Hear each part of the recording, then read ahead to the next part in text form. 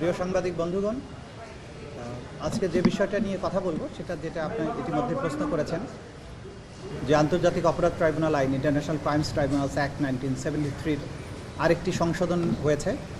এই সংশোধনী যেটা আনা হয়েছে তার মূল বক্তব্যটা হচ্ছে যে সমস্ত ব্যক্তির বিরুদ্ধে ফর্মাল চার্জ অর্থাৎ আনুষ্ঠানিক অভিযোগ যদি আন্তর্জাতিক অপরাধ ট্রাইব্যুনালে দাখিল করা হয়, তাহলে সেই ব্যক্তি বাংলাদেশের কোনো নির্বাচনে অর্থাৎ পার্লামেন্ট নির্বাচনে নির্বাচিত হওয়ার যোগ্য হবেন না, অর্থাৎ ইলেকশনে তিনি দাঁড়াতে পারবেন না।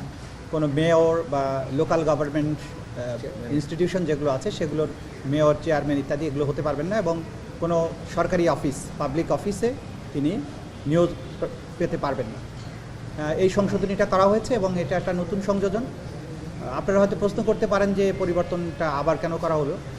আমরা যেটা মনে করি যে একটা রাষ্ট্র বিপ্লবোত্তর পরিবেশে যখন একটা পুনর্গঠন প্রক্রিয়ার মধ্যে আছে, তখন রাষ্ট্রের প্রয়োজনে, দেশকে সামনে এগিয়ে নেওয়ার প্রয়োজনে সরকার এই আইন শুধু নয়, বিভিন্ন আইনেরই বিভিন্ন ধরনের সংশোধনী আনছেন এই রাষ্ট্রকে সঠিক ট্র্যাকে তোলার জন্য। তারই অংশ হিসাবে এটা করা হয়েছে এই সময়ের প্রয়োজনে, এবং এখন থেকে সেই আইনটা সেভাবে প্রয়োগযোগ্য হবে।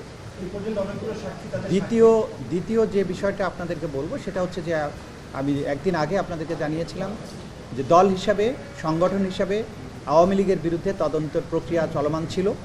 তা আনুষ্ঠানিকভাবে আওয়ামী লীগের বিরুদ্ধে তদন্ত শুরু হয়েছে, তদন্ত কর্মকর্তা নিয়োগ হয়েছে এবং তারা তদন্ত কাজ খুব দ্রুতই সম্পন্ন করবেন, তারা সর্বাত্মক চেষ্টা করবেন এবং তদন্ত রিপোর্ট প্রাপ্তি সাপেক্ষে দল হিসাবে বিচারের জন্য আওয়ামী লীগের ব্যাপারেও যথাযথ ব্যবস্থা গ্রহণ করা হবে।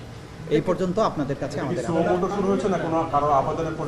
এটা আবেদনের প্রেক্ষিতেই, আবেদন আগেরই ছিল, সেটাকে যেহেতু সকল আবেদন একই সাথে নিষ্পত্তি করা সম্ভব ছিল না, ক্রমান্বয়ে এগুলো করা হচ্ছে।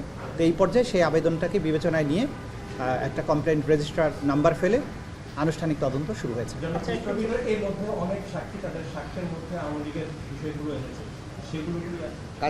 প্রত্যেকটাই কাজে লাগবে, কারণ আদালতে যখন সাক্ষীরা তাদের বক্তব্য দিয়েছেন, দলের ইনভলভমেন্টের ব্যাপারে বলেছেন, এগুলো জুডিশিয়াল ডকুমেন্ট হয়ে গেছে।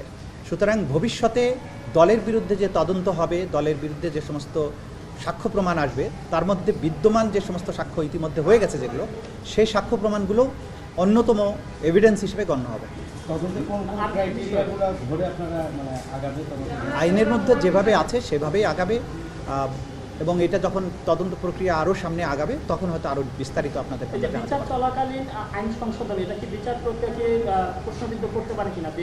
কোনো সুযোগ নেই, কারণ আওয়ামী লীগের দল হিসাবে বিচার প্রক্রিয়া চলমান নাই। বিচার প্রক্রিয়া চলমান থাকা অবস্থায় যদি কোনো আইন সংশোধন হয়, যেটা বলতে চেয়েছেন, যেমন ধরেন একজন ব্যক্তির বিচার চলমান আছে, সেই ব্যক্তির বিচারকে প্রভাবিত করতে পারে এমন কোনো বিষয় সংশোধন হলে তখন আপনি প্রস্তুত তুলতে পারেন। কিন্তু এইখানে যে আইনটা সংশোধন করা হয়েছে বা যা কিছু করা হয়েছে সেই আইনটা এখনও প্রয়োগযোগ্য হয়নি। মানে আপনি কি ওই নির্বাচনে অংশগ্রহণের ব্যাপারে বলছেন? সেটা হতেই পারে, সেটা কোনো প্রভাব পড়বে না, ন্যায় বিচারের পরিপন্থীও হবে না, কারণ ইন্টারন্যাশনাল ক্রাইমস ট্রাইব্যুনালস অ্যাক্ট 1973 এটা সংবিধান দ্বারা প্রোটেক্টেড একটা আইন। সুতরাং এই আইনের রেট্রোস্পেক্টিভ ইফেক্ট আছে এবং রেট্রোস্পেক্টিভ ইফেক্ট দেওয়াটাকে আবার সংবিধান সম্মত করা হয়েছে। সুতরাং এটা সব কিছুই বৈধ বলে গণ্য হবে, এটাকে আদালতে চ্যালেঞ্জও করা যাবে না।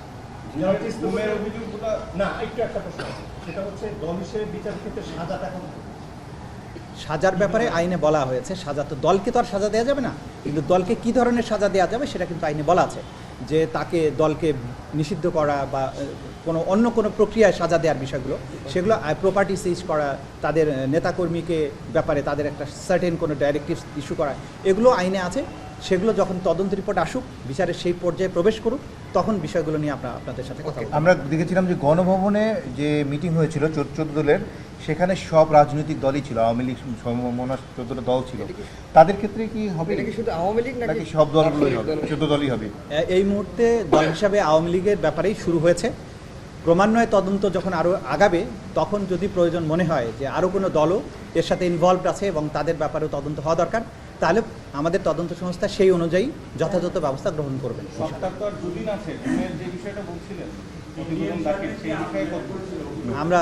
আমরা যেটা বলেছি যে আরও বেশ কয়েকটি তদন্ত রিপোর্ট দাখিল হবে, আমরা আশা করছি এই সপ্তাহের মধ্যেই হবে।